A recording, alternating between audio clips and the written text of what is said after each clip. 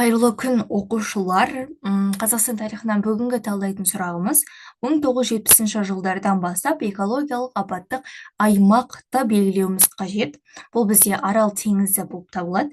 Бізде Семей деп оқушы қателескен болатын, бірақ Семей бізде 20 ғасырдың 30-шы, 40-шы жылдарынан бастап, негізі 40-шы жылдарынан бастап апатқа ұшыраған, ал Арал теңізі 1970 жылдан бастап тартыла бастаған болатын.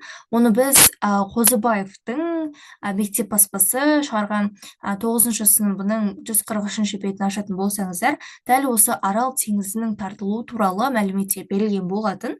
27-ші параграфтарда осы экологиялық дағдарыстың көрініс беруі деген параграф бар.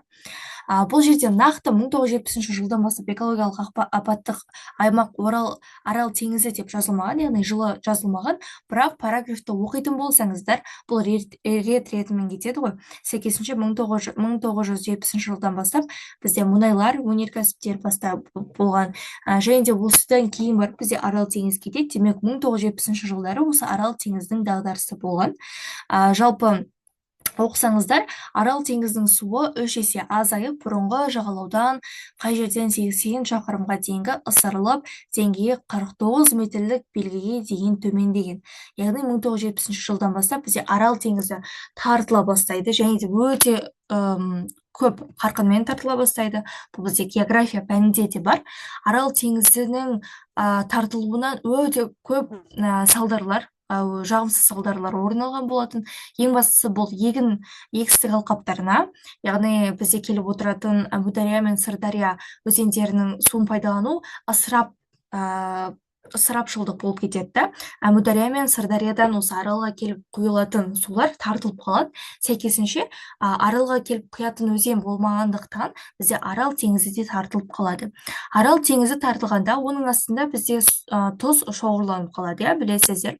Сол тұздың шоғырланып қалуы тартылады, кейіннен тұз бетіне шыққан кезде ол 500 метрлік шақырымға дейін ұшып жүреді. Соның нәтижесінде адамдарда бізде өкпе аурулары, тыныс алу жолдарына кері әсер ететін жағдайлар болып жатады.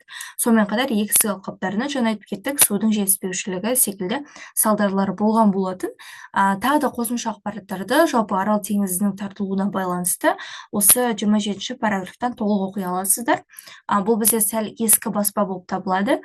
2004 жылдары шыққан, 2004-2013 жылдары шыққан баспа болып табылады. Қазіргі таңда енді 2017 жылғы баспаға ауысты ғой, бірақ ол баспаларда бұл туралы ақпараттар кездеспейді.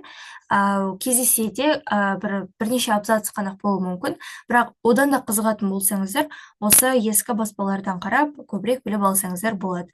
Ескі баспа болғанымен бұл ұбт-да келеді, сол себепті оны шетке ысырып тастау қате болады.